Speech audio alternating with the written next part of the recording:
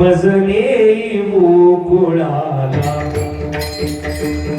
गंगाच्या गडाला मजने गोकुळाला मुला माया उपजली तेथे माया उपजली तेथे हे विमज आणि येथे हा गंगाच्या गडाला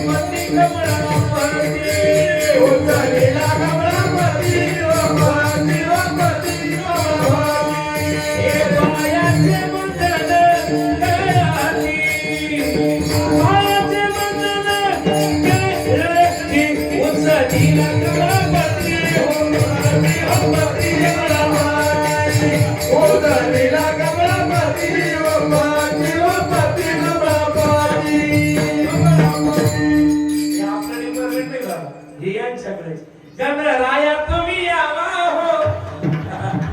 पूर्वीचे लग्न चांगले व्हायचे, पूर्वीचे गाणं सुद्धा चांगले व्हायचे, लग्न तर असे क्वालिटी व्हायचे.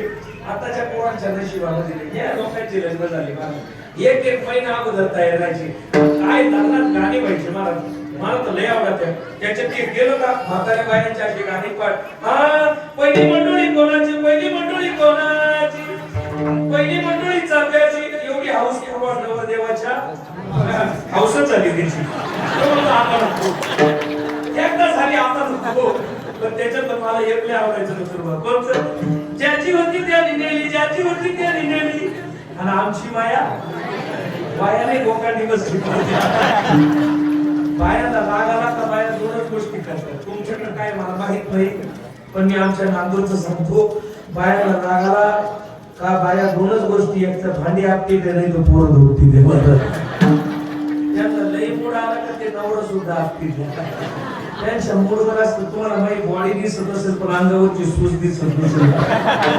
अवघड मला त्या भांडे का आपटी द्या. मला हा रिसर्च केल्यानंतर मला त्याचा उलगडा झाला. त्या भांड्यावरती लग्नाची तारीख राहते, नाव राहत, मग ती आपटीची. आता त्या बाईनं जर नवरा आपटायची जर वेळ काढली किंवा जर तिने ठरवलं, आता माझ्या बायकोनं जर विचार केला मला उचलून आपटायचं, या जातात शक्य करा. शक्यच नाही मला. परत तो मागे घेतलं मला बरोबर नाही. मला टोळ्यात लावली. आणि आपण तर बायकोच अजिबात ऐकत नाही.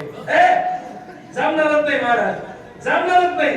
आता काल मला होती भांडी घासून घ्या मला मला आई म्हणतो रोज दोन गाव येतो मला भांडी घासून घ्या.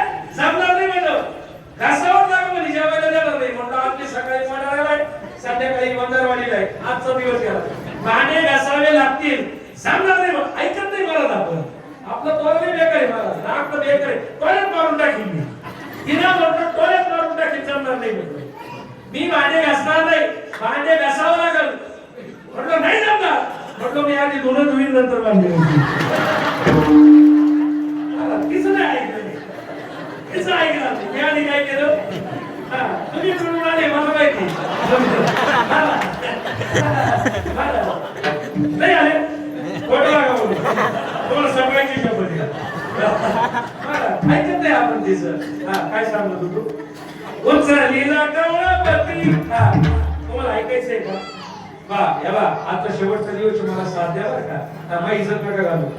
याला म्हणा बरं का. पाहू बरं किती आवाज आहे तुमचा. या महिन्याचे 1500 झटके देऊन जातील. पाहू बरं आता आवाज किती तुमचा. असा सोडा लागतो. तुम्हाला येत नाही ते, मला येत नाही. माझ्या कार्याला ग अगं बाई ग नजर काढवा. नदीवाली आई तर काय बोलते सगळी. हे जुने लोक आहे ना, यांच्या चेहऱ्यावरती सुख समाधान कशाचा एकच नसेल. आणि कधी कोणाचा रुपया बुडवला नाही. आता फॅरंगवली जरी लावली तरी 7 दिवस मी निखार पाव. अरे लावून लावून चेहऱ्याची वखर झाली पण निखार नाही लावला. मला ती एक साबण आवडती दादा.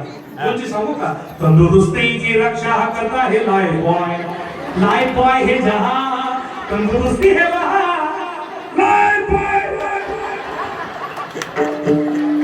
हे जुन्या लोकांचं खाणं सांगतो